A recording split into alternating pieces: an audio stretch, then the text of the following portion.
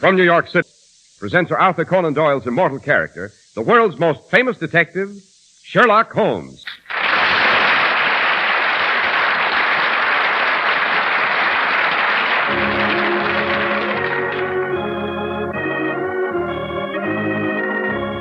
Tonight's story, The Return of the Jack of Diamonds. Well, hello, Dr. Watson. Seems like today spring is really here. All the windows open, why, you can just smell things growing. It's just possible part of that aroma comes from the crushed mint in the glasses on this tray. Here, help yourself, Mr. Harris.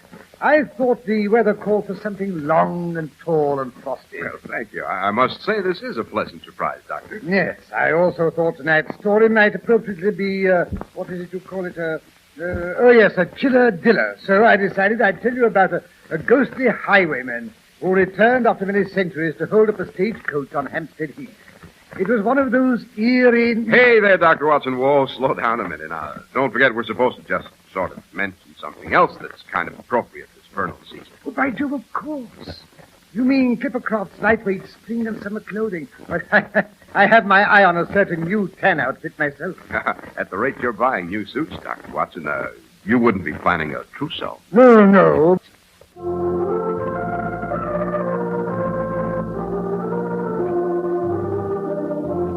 And now back to our chiller-diller, Dr. Watson, and the highwayman who appeared on Hampstead Heath. Let me see. It was one evening in the latter part of June. Holmes and I were celebrating a decidedly rare event. Which was? Just the previous day, I had picked myself a winner. The race was the Gold Cup at Ascot. The horse was a filly named Fabulous Fanny.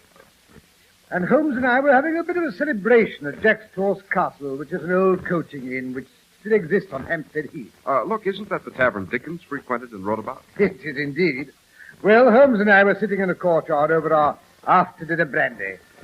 We were watching the daylight fade and the lights of London come twinkling on in the hazy distance below. The pleasant aroma of two excellent cigars flowed around us in a delicate, smoky nimbus.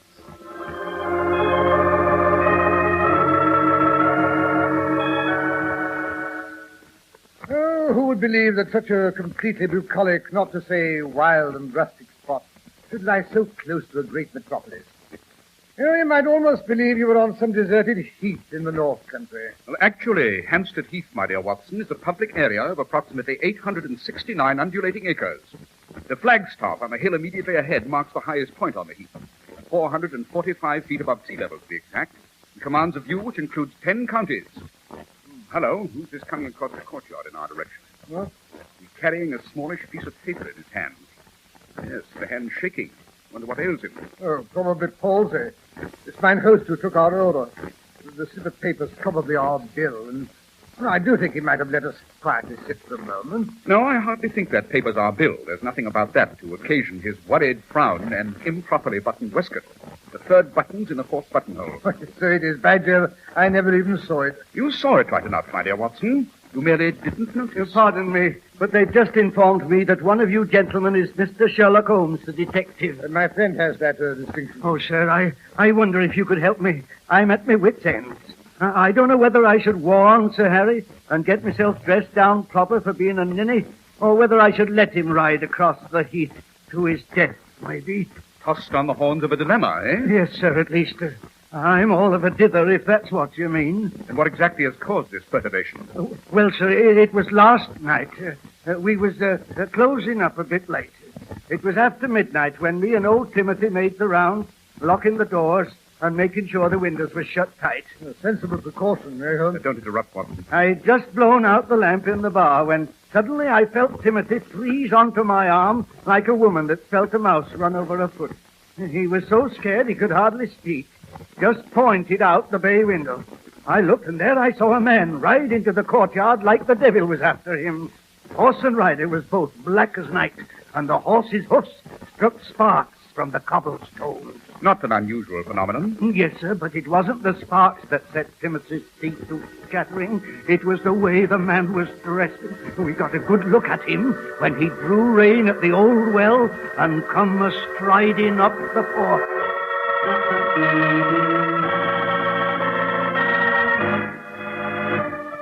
Oh, sir, look at him. He's got boots above his knees and a back cape clear down to the ground and a big hat with a feather in it. And he's carrying a lantern. No, he's coming this way. No, he stopped at the top step of the porch. He's hammering something to one of the posts. Something about him makes my blood run cold. Now, he's raising his lantern to look at his handiwork. The light shines in his eyes. Good Lord, he's wearing a mask. Never mind the mask. Look at the lantern. It's a human skull. No, heaven help us. It's Jack-o'-lantern himself. Come back to haunt us.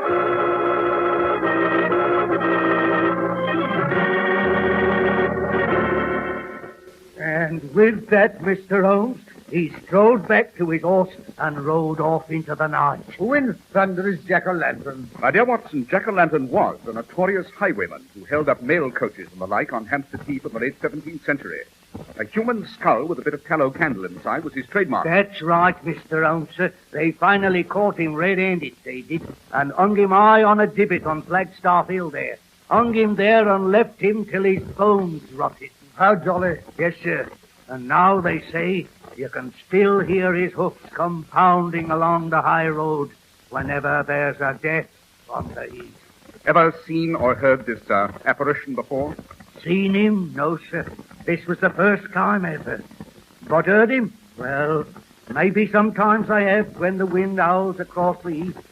There's plenty of things to be heard on the heath at night, Mr. Holmes.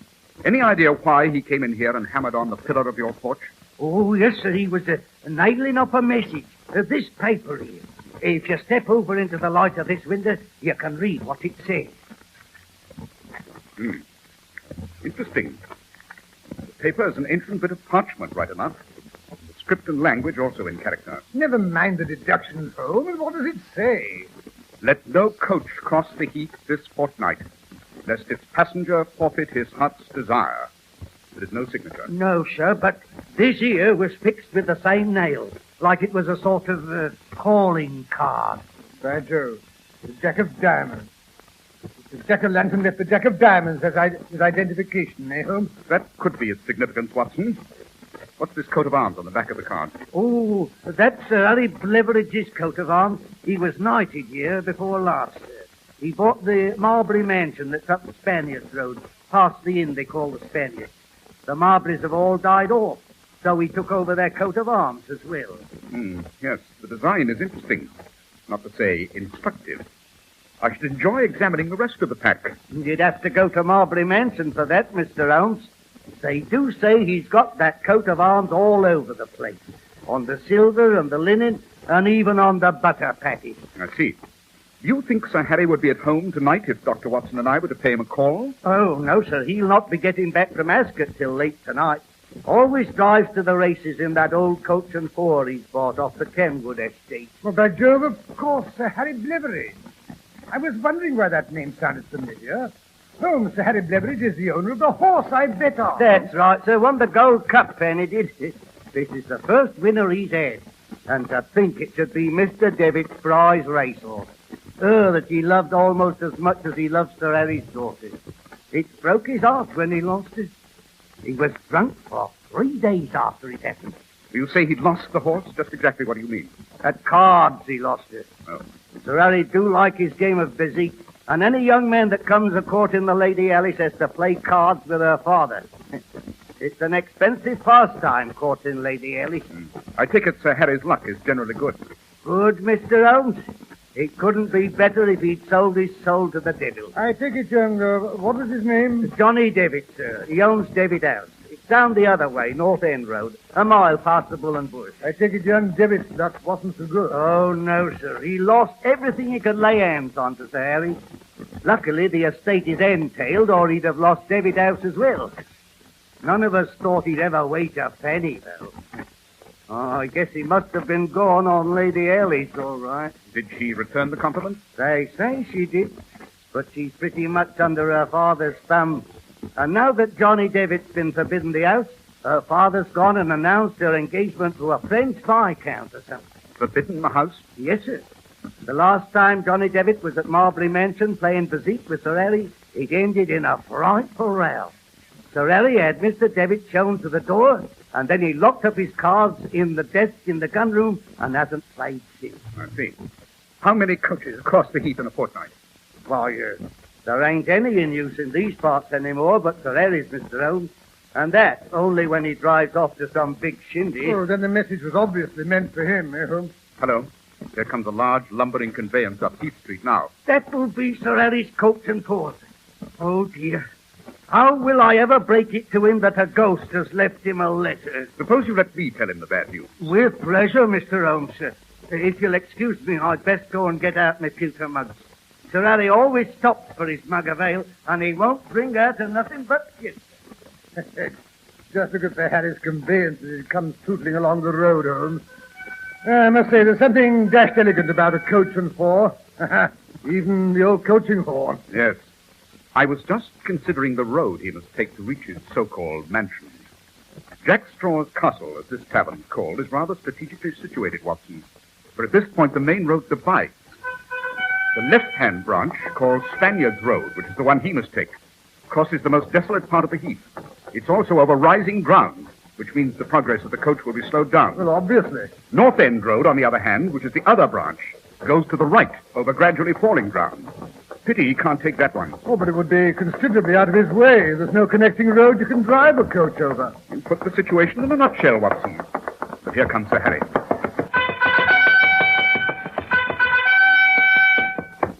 Welcome, Sir Harry, welcome. Will you step inside and refresh yourself? And wash down this confounded dust if there's something fit to drink. Come along, Ellis. Bring your fiancée with you. But I cannot drink this English ale. You'd better learn. Hello. There comes another customer. A horseman riding up the North End Road. He's hell on leather, as they say in the States. You don't suppose he's... The notorious jack-o'-lantern? Calm yourself, Watson. His costume is quite up to date. Father, wait a minute. Please, someone's riding up the road. I think it's... If it's that young scoundrel Devitt, I forbid you to speak to him. I will take her in the house. But, Father... Do as I say. Come along, Harry. Ah, Sir Harry, they said you were expected. Well, here I am, Devitt. What do you want? My horse. I want to buy Fanny back. I got the money, pawned everything I had to bet on her, and I won. I got the £100 right here. You said I could have her back if I paid the money I lost. My dear boy, that was before she won the cup. £100? She's worth 20 times that to me now. No, you'll never be able to buy her back, I'm afraid. But if you like, I'll let you see the cup she won for me. You go to the devil. No love lost between them, eh, Holmes? Quiet. Sir Harry's coming over here. Now then, you there with the tall, spindle legs standing by the window. Holmes, something tells me you. I understand some fantastic character is supposed to have nailed a message for me to the doorpost. Quite. Here it is, Sir Harry. Let's have a look. The parchment is of the proper vintage. So is the script. And the fellow was dressed like a certain famous highwayman, complete the mask and the skull lantern. Gentlemen, it takes more than a Halloween masquerade to frighten Harry Bleveridge. All the same, I wouldn't advise you to cross the heath tonight. Save your advice, sir. I've never paid any heed to anonymous messages. This message was not unsigned, Sir Harry. The horseman left a card to identify himself. That's his card, eh? I said a card, not his card. It was the knave of diamonds, commonly called the Jack. Jack? Yes. Jack of diamonds, did you say? Does that mean anything to you, Sir Harry? No. No, of course not. Well, why should it?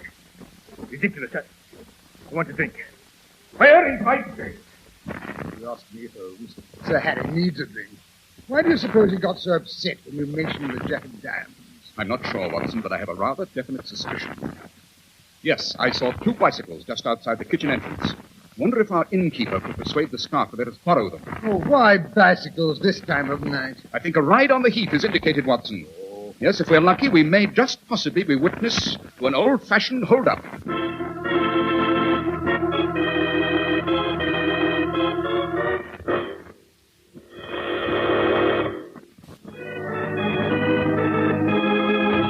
And now back to Sherlock Holmes and Dr. Watson, who are bicycling along a moonlit road. The going is not too smooth. Oh, why is it cycling always seems to be up 2 hills to every one you go down? Save your breath, Watson, till we reach the top of the next rise. Oh, I don't know how you manage, Holmes. Confound it, I always have to get up and walk the silly thing up the last few yards. Too much avoirdupois and too little leg muscle, Watson. Yes, this is the best spot for the show, I imagine. The road falls away on both sides. Yeah, help me hide the bicycles behind the bushes. No, not in the bushes, Watson, behind. We may want to use them again in a hurry. Say, Holmes, someone's riding down the road to meet us. Quick, Watson, down behind this hedge. He's coming like a bat out of hell. He has to, Watson, if he expects to keep his rendezvous. Yes. Now he's reined in his horse. He's waiting in the shadow of that large tree. Aha. He's putting on his cloak. And a large plumed hat. Now the mask. Holmes, you have eyes like a cat. I can't see a clear thing in this shadow. Now he's looking at you. He's lighting a lantern. Good Lord, it's a skull. And that is Jack-o'-lantern. Or a reasonable facsimile thereof. Yes, look down the road in the other direction. Here come the rest of the dramatis personae being brought to the scene of our little drama in Sir Harry's coach. Holmes, that man with the lantern. Aren't you going to stop him? Stop him from what, Watson? If you'll look closely, you'll notice he has two ancient but none the less effective pistols in his belt. I have no desire to stop a 17th century leaden bullet. Here comes a coach up the hill. Yes. It's slowing down. Yes, my guess was correct. This spot should prove better than a stage box. The man with the lantern. He's coming out of the shadow. He's riding to meet the coach. Halt, or I fire! He's grabbed the lead horse by the bridle. Halt, I say! Ah, that's better. Now then, Sir Harry, you'll step down out of that coach and bring the gold trophy with you. No, leave the lady behind. Look here, this is robbery. It's not so amusing when one is the victim, eh, Sir Harry? But this is outrageous. Shut up, you idiot. Don't stand between me and this cup if you value your health. No, monsieur, I did not realize he was hiding behind me. Do not point that pistol at me. It might go off. I am getting back in the carriage. Now then, Sir Harry, the cup. Here it is in this box. Confound it. You'll open the lid so I can see inside. Very well. There. Now, wait till I turn my lantern round. Yes, that's it, right enough. Jack! It's Jack! Confound it, give me the cup. Holmes, Sir Harry's been shot. We'd better go to his assistance. Nonsense, Watson. The old boy's not hurt, just frightened. He fell flat on the ground when the pistol went off by mistake.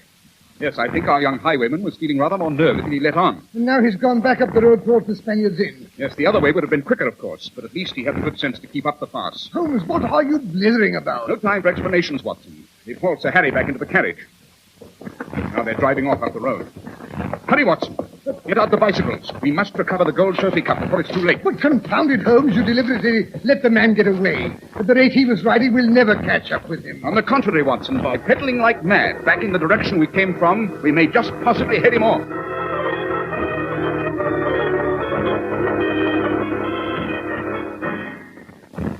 Oh, another rut.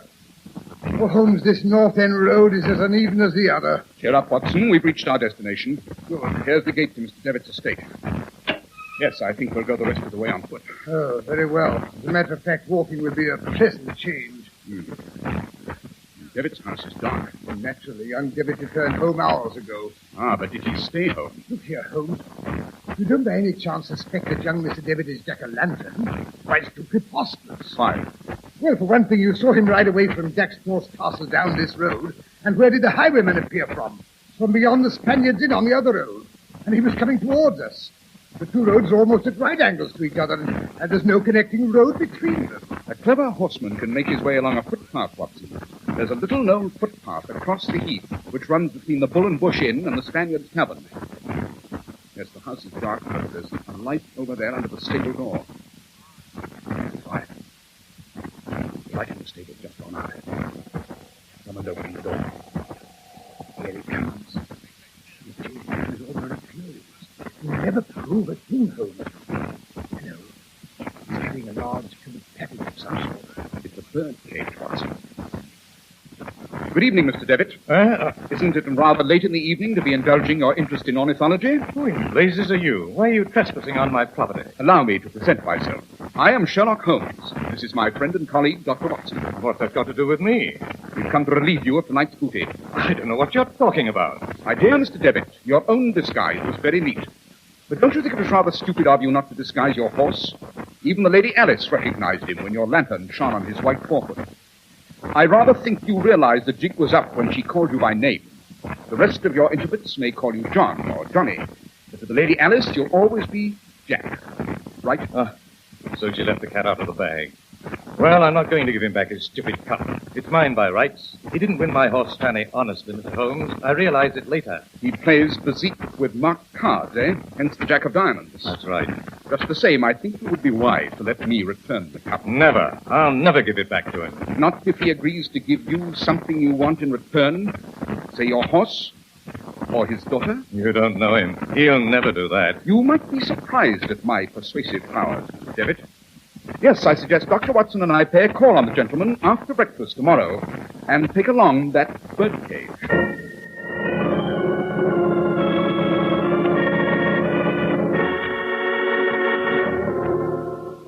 Oh, Mr. Holmes, the butler just told me you've come to see Father about the missing gold cup. Yes, Lady Alice, I think we can promise to recover it for him. Oh, but please, you mustn't. He mustn't ever know who took it. Mr. Holmes, I just can't bear it if anything happens to... Mr. Jack? I mean, Jack-o'-lantern, of course. Or should we say Jack-o'-diamonds? I have here a solitaire he thinks would fit the proper finger. Oh, Mr. Holmes. Oh, I want to so much, but I can't accept... Oh, fiddle-faddle, just put it on and leave the rest to Sherlock Holmes. What's this? What's going on here? They tell me you're Sherlock Holmes. Quite. Dr. Watson and I have come this morning to interest you in a bird. A lovely golden bird. It's here in this cage.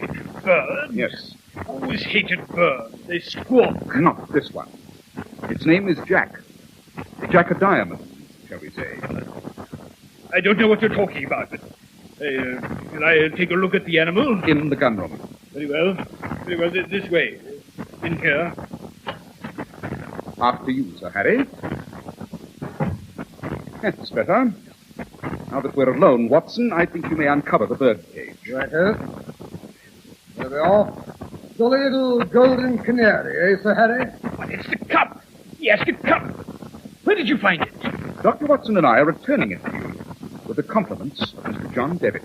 Oh, thinks he can soften me up, does he? Well, he can think again. I have here another little token of Mr. Devitt's esteem. The knave of diamonds with your coat of arms on the back. A marked card. Notice the third leaf here on this trefoil. He did it.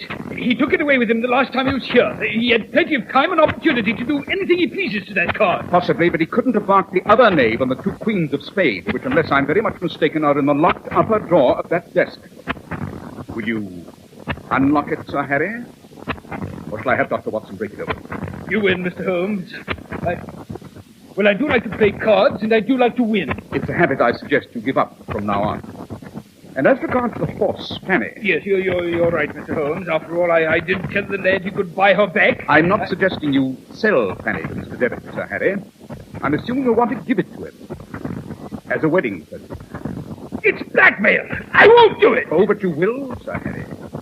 Society may condone your sharp practices in the business world, but it would never forgive you for cheating at cards. Very well. You win, Mr. Holmes. And you will, of course, give up the cards. If you insist. I don't suppose you could have one last game. I think I'd enjoy having you as an opponent. You only think so, Sir Harry. No one ever wins. Sherlock Holmes.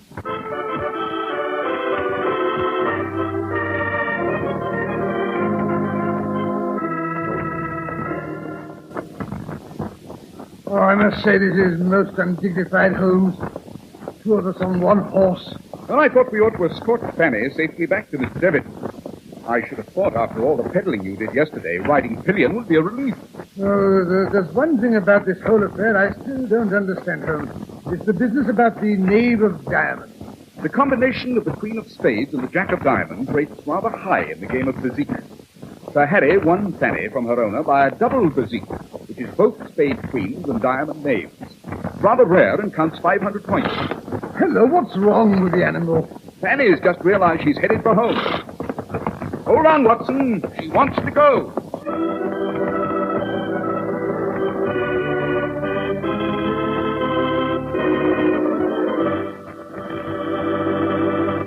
Well, that was certainly an active adventure for you and Sherlock Holmes, Dr. Watson. It was indeed, Mr. Harris. I was saddle sore for a week afterwards. I never knew whether to blame Fanny or the confounded bicycle.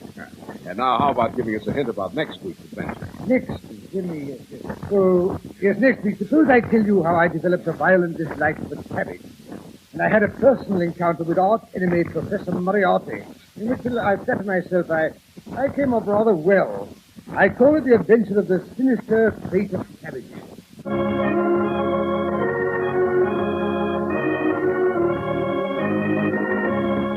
The world's most famous detective, Sherlock Holmes. Our stories are based upon the character Sherlock Holmes, created by Sir Arthur Conan Doyle. Sherlock Holmes is played by John Stanley, Dr. Watson by Alfred Shirley, and the dramatizations are by Edith Meiser. Sherlock Holmes is produced and directed by Basil Lochran, with special music by Albert Berman.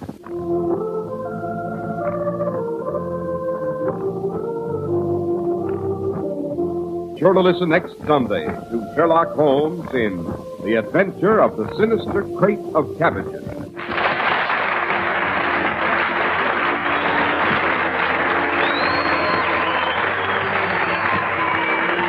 is Harris speaking. This is the Mutual Broadcasting System.